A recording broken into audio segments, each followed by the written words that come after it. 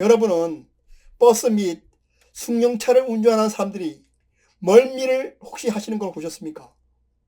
왜 사람들은 운전대를 잡으면 신기하게도 멀미를 하지 않을까요? 여러분들은 혹시 그 이유를 생각해 보셨나요?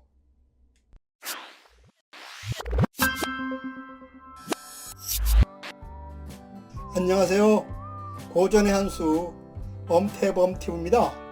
오늘 고전의 한수는요, 50대 이후에 철학을 공부해야 되는 이유라는 이런 주제를 가지고 한번 말씀을 드려보겠습니다. 저는 개인적으로요, 살아가면서 고통스러운 기억이 세 가지가 있습니다. 첫째는요, 버스 멀미였고, 둘째는 군대에서 경험했던 학생방 훈련입니다. 셋째는 치아의 통증에서 오는 치통입니다. 이 셋 중에서 가장 고통스럽게 느낀 것은 바로 버스 멀미였습니다. 저는 강원도 영월 상간 벽천에서 어린 시절을 보냈습니다. 한 번은 먼 친척집에 갈 일이 생겨서 친척집에 다녀올 일이 있었습니다. 동네에서 한참을 걸어서요, 나와야지만 비포장된 도로에 정류장이 있었습니다. 그 당시에는요, 하루에 버스가 2번 다녔습니다. 그 시골 버스를 타고 구불구불한 산길을 넘어갈 때면요, 버스가 이리 흔들고 저리 흔들리고 해서 속이 울렁거렸습니다. 머리가 아프고요, 어지럽고 온몸에 힘이 빠졌어요. 그리고 등에는 식은땀이 났습니다. 심할 때는요, 구토까지 올라와서 이 세상 모든 것이 다 귀찮아졌습니다. 그런데 엎친 데 덮친 격으로 옆에 탔던 할아버지가 버스 안에서 담배까지 피웠습니다. 그렇지 않아도 속이 불편한데 그 담배 냄새를 맡으니까요, 속이 더 뒤집혔습니다. 그 당시에는요, 버스에서도 담배 피우는 것이 가능했었습니다. 심지어는 버스 그 좌석 뒤에요, 담배 재떨이까지 있었습니다.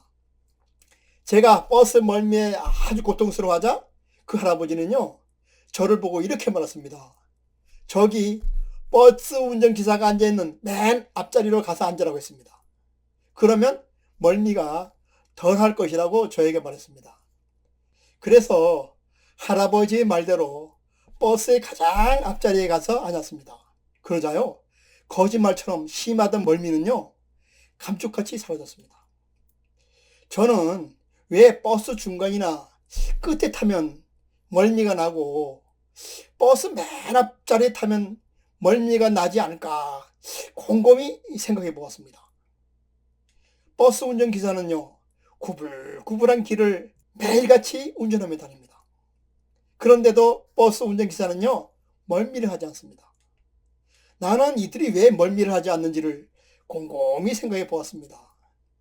어린 마음에 한참 동안이나 생각해 보아도 그 이유를 도저히 알 수가 없었습니다.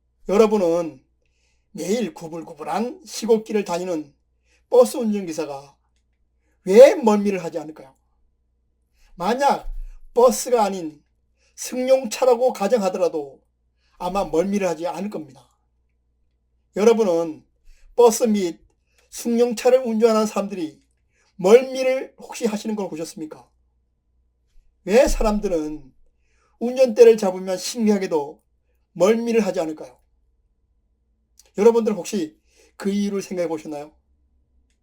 저는 이 이유를 알기까지는요, 많은 시간이 걸렸습니다.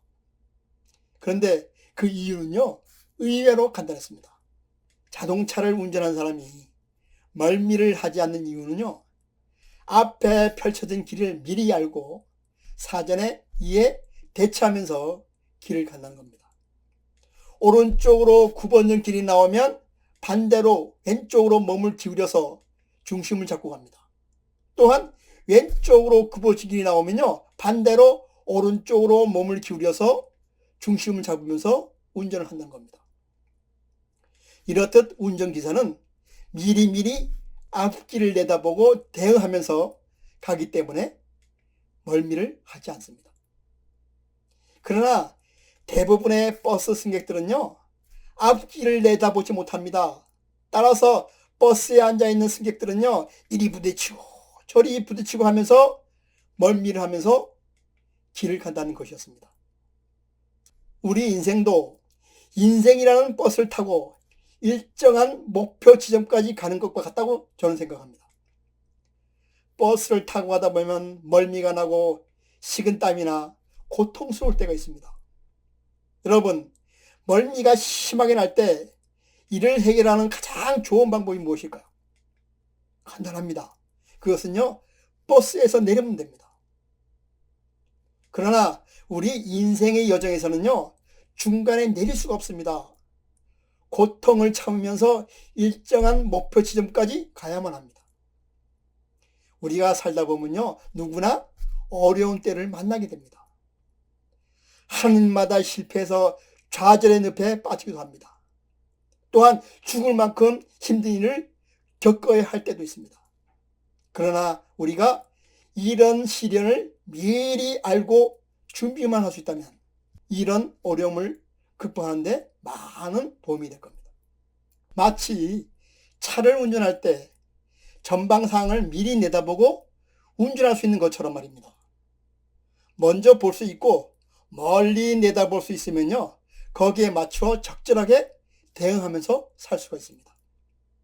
버스 운전기사가요, 앞길을 미리 알고 대응하듯이 우리 인생도 미리 그 길을 알 수만 있다면, 그래서 미리 준비하고 대응하면서 살 수만 있다면 보다 안전하고 편안하게 이 세상을 살 수가 있습니다. 이 세상을 살아가면서 미리 대응하면요, 봉변을 당하지 않고 이 세상을 살아갈 수 있습니다. 우리가 봉변을 당한다 할 때 봉변이라는 한자를요, 풀었으면요, 만날 봉자와 변할 변자를 씁니다. 즉 갑작스러운 변화를 만난다는 뜻이 바로 봉변입니다. 변화를 만나도 미리 잘 대응하면요, 봉변 당할 일이 없습니다. 이렇듯 봉변 당하지 않고 이 세상을 잘 살 수 있는 가장 좋은 방법은 자연 현상을요, 세밀히 잘 들여다보는 것입니다. 그리고 자연의 현상을 느끼고 거기에 맞춰 나의 행동을 일치시키면 되는 것입니다. 인간은요, 늘 자기 욕심껏 무엇을 하려고 하는 그런 본성이 있습니다.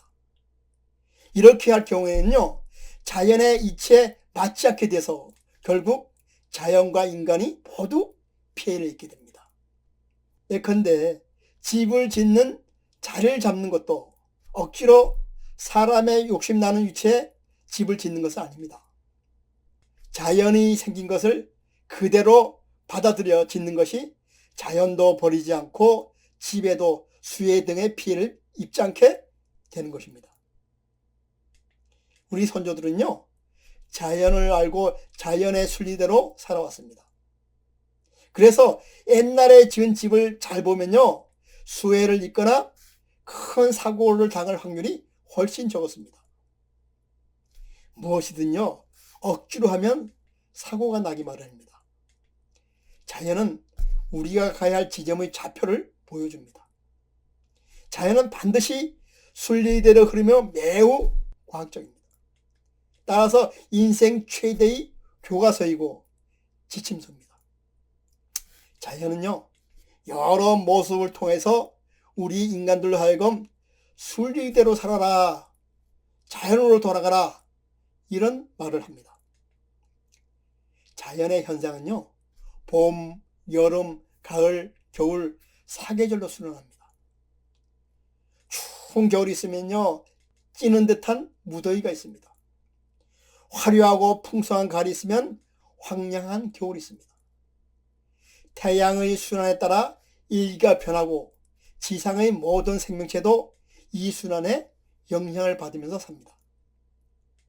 인간을 포함한 만물은요, 그 자체로 작은 우주고 작은 자연이며 자연의 일부분이기 때문입니다. 우리가 운명의 시기를 판단하는 것은 그리 어려운 일이 아닙니다. 사물은요, 아니면 양이기 때문에 현재 자신의 시점이 양인지 음인지를 우선 판단하면 됩니다. 내가 1년 내내 별 볼 일 없이 지낸 경우가 있습니다. 이는 인생에 비유하면 음의 기운이 강한 시기에 해당됩니다.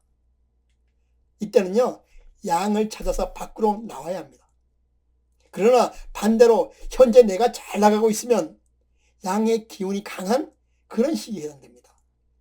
이때는 더욱더 자중하고 조심해서 조용히 살아야 됩니다. 좀 더 쉽게 이야기하면요, 너무 침체되어 있고 기복이 없으면요, 밖으로 나와서 적극적으로 일을 추진해야 합니다. 겨울이 지나면 봄이 오듯이 말입니다. 반대로 현재가 화려하고 바쁘다면요, 조용히 살아야 합니다. 여름에서 가을로 넘어가듯이 말입니다. 우리 인생은요, 유년의 꽃길 돌아 청작년의 논밭길을 거치게 됩니다. 그리고 작년의 들길 지나 노년의 골목길로 접어들게 마련입니다. 물론 삶의 종점은 죽음입니다. 그렇다고 우리는 죽음을 생의 단절로 여기서는 안 됩니다. 내가 부모로부터 목숨을 물려받았듯이 내가 자손에게 그 목숨을 돌려주었기 때문입니다. 인간의 태어남과 죽음은요, 자연의 자연스러운 현상입니다. 인간의 입장에서 보면 삶과 죽음이 다르지만요, 자연의 입장에서 보면 다를 게 하나도 없습니다. 그래서 흙에서 나와서 흙으로 돌아간단 말이 바로 여기서 나왔습니다. 나이 50이 넘으면요, 우리는 조용히 자연과 나를 성찰해 볼 필요가 있습니다. 나를 알고 자연을 아는 방법 중 하나가 바로 주역을 공부하는 것입니다. 그러나 주역을 공부하는 것이 아주 난해하고 다소 어려운 것도 사실입니다. 주역의 공부는요, 어느 정도 나이가 들어서 세상 경험이 있을 때 공부를 하는 것이 좋습니다. 너무 젊은 시절에 공부를 하게 되면요, 인생 경험이 없어서 잘 이해가 되지 않습니다. 따라서 나이가 50세가 넘어야 좀 더 쉽게 공부를 할 수 있습니다. 주역이라는 자연 철학은요, 괴를 보고 스스로 자연의 이치를 통하여 나의 삶을 발견하는 것입니다. 남들이 풀어놓은 해설서를 보고 주역을 이해하는 데는 한계가 있습니다. 한마디로 관물찰이라 해서 사물을 보아서 그 이치를 살피는 것입니다. 천지 자연의 이치는 때에 따라서 나아가고 멈추고 물러나야 합니다. 이러한 이치를 자연을 통해서 터득해야 합니다. 우리가 사는 일에도 길흉이 있습니다. 내 인생의 길흉은 대부분 나 때문에 발생합니다. 행복을 누리는 것도 내가 어떻게 하는가에 달려 있습니다. 불행을 당하는 것도 대부분 내가 어떻게 하는가에 달려 있습니다. 결국 행운도 내 마음에 달려있고 애군 즉 불행도 내 마음에 달려있는 셈입니다. 인생이란 삶은요, 고비고비 굽은 길을 가는 것과도 같습니다. 지나온 과거는 되돌아볼 수 있어도 되돌아갈 수는 없습니다. 그리고 미래는 앞으로 가야 할 길이지만 어떻게 가야 할지를 잘 알 수가 없습니다. 미래를 미리 내다보고 살고 싶지만 미래를 알아볼 길이 없습니다. 그러나 자연을 이해하고 자연의 순리대로 살아간다면요, 좀 더 편안하고 안전한 삶을 살 수가 있습니다. 이것이 나이 50이 되면요, 철학을 공부해야 될 이유가 바로 여기에 있습니다. 그럼 오늘 고전의 한 수는요, 여기서 마치고 다음 시간에 다시 찾아뵙도록 하겠습니다.